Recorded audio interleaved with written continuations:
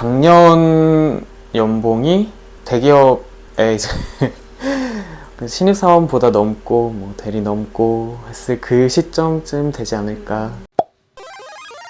홍대에 가면 흔히 보이는 이 방탈출 카페 팻말. 국내에는 2015년을 기점으로 방탈출 카페가 생기기 시작했는데요. 요즘은 정말 다양한 테마와 난이도의 방탈출을 전국 곳곳에서 만날 수 있죠. 이런 방탈출 테마들을 보면 푸는 사람도 똑똑하지만 만드는 사람은 얼마나 더 똑똑할까 하는 궁금증이 생깁니다. 정교한 스토리와 화려한 인테리어 등 잘 만들어진 테마들은 도대체 어떤 사람들이 만드는 것일까요? 방탈출 제작자는 IQ가 높을까요? 이러한 궁금증을 해결하고 방탈출의 세계에 대해 알아보고자 제로월드 얼라이브를 만든 방탈출 제작자 동페리뇽님을 도어이스케이프 강남 가든점에서 인터뷰해봤습니다. 저는 방탈출 제작자 이동현이라고 하고요. 쓰는 필명은 동페리뇽이란 필명을 쓰고 있어요.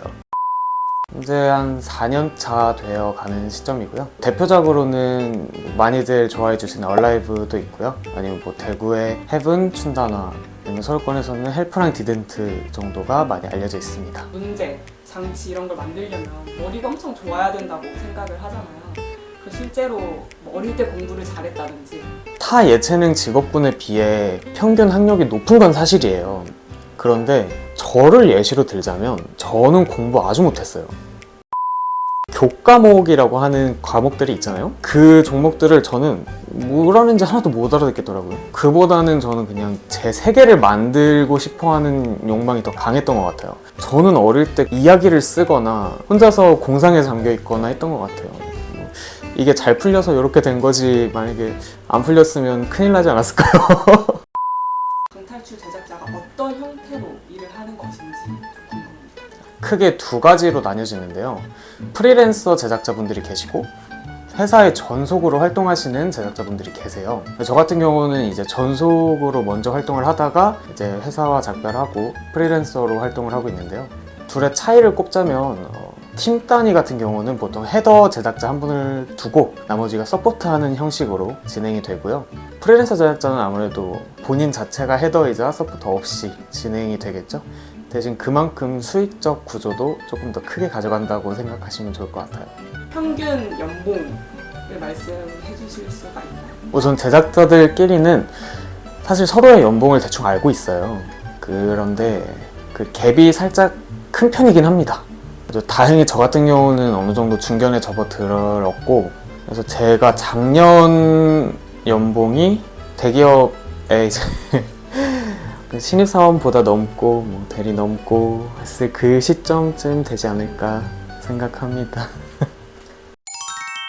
업계나 뭐 다른 전문가분들 만나면서 나이가 어려서 무시당했던 경험이나 서러웠던 일도 있으신가요? 초반에는 정말 많았어요. 한 일례로 제가 타 유튜브에서도 말했었는데 드릴이 날라왔던 사건이 있었고 이제 공사 현장에서 모두가 이제 힘들어하던 시기가 있었어요. 그 장치를 설치하시는 분에게 요청을 드렸죠. 이 부분에 어떤 A 장치를 심어달라 라고 했는데 그분이 A 장치 심을 곳이 아니라 B 장치 심을 곳에 심어주신 거예요. 아, 이러면 조금 곤란하다, 테마가 바뀐다. 그래서 A에 심어달라 라고 요청을 했는데 이번에 A와 B에 하나씩 설치가 된 거예요. 이러면 또 테마가 바뀐다 라고 말씀을 드렸죠. 근데 이제 그분이 폭발을 하신 거예요. 어린애가 이렇게 나에게 자꾸 오더를 내리네. 그 화나신 분이 이제 잡던 드릴을 던지시며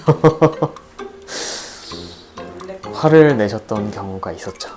아르바이트로 먼저 시작하셨다고 맞습니다. 알고 있는데 그러면 그때도 방탈출 오는 손님 중에 뭐 진상 손님이 계시다거나 모든 서비스업 분들이 다 공감하시지 않을까요? 진상은 어디에나 존재하죠.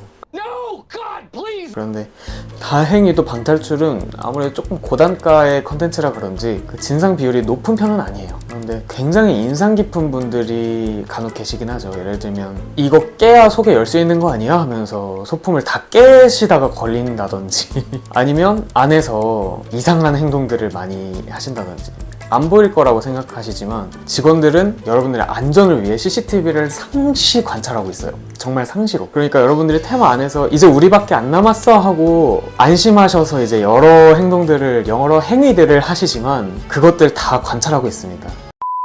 한 일례로 그런 손님들이 있었어요. 한 커플이 입장을 했는데 뭐 예정된 데이트 코스였겠지만 살짝 이제 전 단계에서 틀어졌나 봐요. 제가 입장을 시켜드리고 카운터에 나와서 CCTV를 보는데 문 앞에서 계속 싸우시는 거예요. 아무것도 안 움직이고 심지어 불도 꺼져 있는데 그냥 거기서 싸우시다가 한 5분 정도 후에 꺼내주세요 하시더니 따로 나가셨어요. 괜히 이제 제가 죄송한 느낌. 괜히 눈치 보이고. 그쵸. 가장 힘들었던 거 제작하면서 이런 것도 괜찮아요. 고생을 너무 많이 했다. 가장 좋아하는 걸 말씀드리면 안 될까요? 네. 가장 좋아하는 거는 대구 황금열쇠 헤븐 테마인 것 같아요. 그 테마가 조금 사연이 있는데 제가 이제 과거에 한 악플러한테서 지속적인 공격을 받던 시기가 있었어요. 그래서 뭐 소송을 하니 마니 이런 얘기가 나오던 시점이었는데 그때 제가 그 악플러한테 대면을 했었거든요. 얼굴 보고 얘기할 수 있으면 소송 안 하겠다 해서 간 거예요. 역시나 그랬듯이 얼굴 보고는 말씀을 못 하셨고, 그래서 어느 부분이 그렇게 불만이셨냐 라고 했더니 진실인지는 모르겠지만 저는 그냥 진실이라고 믿고 있어요. 당신의 테마를 너무 좋아했는데 마지막 테마 하나를 하고 너무 실망스러운 마음에 그렇게 했다 라고 얘기를 하더라고요. 그런 이유라면 제가 다음 테마 마음에 들게 하겠다 하고 온 거죠. 그렇게 만든 게 헤븐이에요. 스스로도 만족스럽고 매출적으로 봐도 나쁘지 않은 테마고 손님들도 많이 좋아하셔서 여러모로 마음에 많이 드는 테마 같습니다. 직접 카페 오픈도 준비하고 계시다고 들었습니다. 아, 맞습니다. 제가 드디어 제 매장을 새롭게 차리게 됐고요. 매장명은 초상화 강남이고요. 여기 강남역 11번 출구 쪽에 위치해 있어요. 매장 컨셉이 살짝 특이한데요. 한 익명의 초상화 전문 작가가 자신의 개인전을 연다라는 설정이에요. 그래서 들어오시게 되시면 아마 정말로 실제 그려진 각종 초상화 작품들을 보시게 될 거고요. 그리고 그 초상화들은 인물화잖아요. 그래서 그 인물에 대한 이야기를 저희가 테마로 풀어냈습니다. 그래서 방탈출 테마 플레이가 그 초상화 속 인물에 그리고 또 그 초상화의 도슨트 역할을 해주게 될 거예요. 총 예산이 보통 얼마 정도 잡고 진행을 하나요? 과거와 현재 너무 달라졌고요. 그러니까 매장을 창업하시려는 위치에 따라서도 너무 다른데 잘 나가는 곳에다가 하시고 싶다 그러면은 테마당 억 단위는 무조건 넘으셔야 돼요. 뭐 강남이나 홍대 이런 데다 차리시려면은 전체 매장의 억이 아니라 테마 하나당 억 단위로 들으셔야 그래도 좀 방탈출 구색을 갖출 수 있는 형태가 나올 거예요. 본 것 중 가장 많은 비용이 들었던 방탈출은 최대 얼마였나요? 밝히기가 조금 뭐하지만 억이지만 두 자리다라고 생각해 주시면 될 것 같아요. 네, 이렇게 방탈출 제작자 동페리뇽님을 인터뷰해봤는데요. 이외에도 방탈출에 대한 궁금증을 이것저것 파헤쳐봤으니 다음화도 기대해주세요. 더 궁금한 직업의 세계가 있다면 댓글로 남겨주세요. 두더지기 파헤쳐 드립니다. 재밌게 보셨다면 구독, 좋아요 부탁드릴게요. 빠이!